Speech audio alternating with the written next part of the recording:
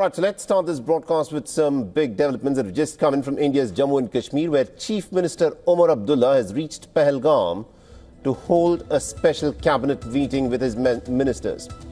At about 4 p.m. Indian Standard Time, he'll also be meeting with the hoteliers and the travel agents who had come from across India to help in the revival of tourism, which, of course, was hit by the Pahalgam terror attack.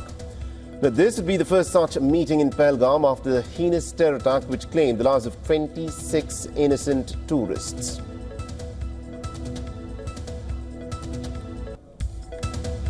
So this, of course, is the latest development where the Jammu and Kashmir Chief Minister will be meeting. He's reached Pahalgam and he's holding a special cabinet meeting with his ministers. At 4 p.m. he'll also be meeting with the hoteliers and the travel agents who had come from across India to help in the revival of tourism. And my colleague Idris Lone is joining us with more details on this. Idris, what's the latest on the story? Well, Saleh, the meeting is still undergoing at the moment. Chief Minister Omar Abdullah, along with all his cabinet minister, had arrived an hour ago at the Pahalgam club, where the meeting is still continuing. Basically, the motive of the meeting seems to be clear.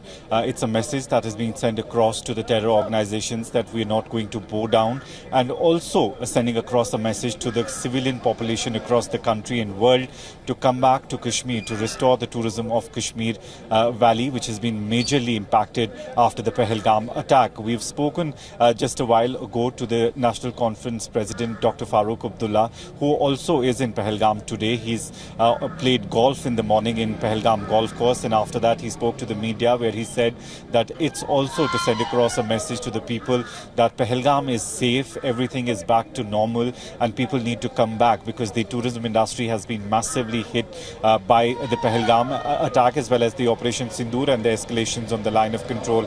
After that, we've seen first there were 95% cancellations of the visitors who were planning to come to Kashmir Valley, but after that there has been complete 100% cancellation. But although we did see few tourists coming back to Kashmir Valley today and yesterday, and there were few in the Pahalgam Valley as well, and the main motive of this meeting seems to be only sending across a message to the terror groups that we are not going to bow down, and on the other hand also asking the tourists to come back to Jammu and Kashmir. Right. The meeting still undergoing. We're hoping that the Chief Minister of Jammu and Kashmir, Omar Abdullah, will speak to media after the meeting is over. He's holding another meeting, Saleh, tomorrow in Gulmarg, where all the directors of all the departments, along with the special secretaries, will be present in that meeting. And he's doing it basically from one tourist destination to another one to send across this message that Kashmir has been restored to normalcy, and people need to come back to Kashmir. Absolutely. And also, the fact that this measure also requires the building of confidence for the tourists to again head back to the Kashmir Valley in the manner that they were doing before, the Pahalgam terror attack happened. Tell us, in a sense, as to how security arrangements are going to be changed so that the tourists can gain the confidence to again head back to the Kashmir Valley as a tourist destination. Well, Saleh, there are two major points, very important points. The first is that Amarnath Yatra is starting next month, and for that, security has been already beefed up all across Jammu and Kashmir, especially in southern part of Kashmir, Anantnag district, as well as in central Kashmir's Gandarbal district. These are the two base camps. Pahalgam is also a base camp for the Amarnath Yatra, and that's why we've seen that security has been beefed up all across the Anantnag district, as well as on the national highway. On the other hand, there are around 2,400 tourist associations that have gathered together. They've sent around 50 representatives to Jammu and Kashmir today, and tomorrow they'll be visiting Kashmir Valley. They'll also be coming to Pahalgam. They'll be meeting with the Chief Minister of Jammu and Kashmir.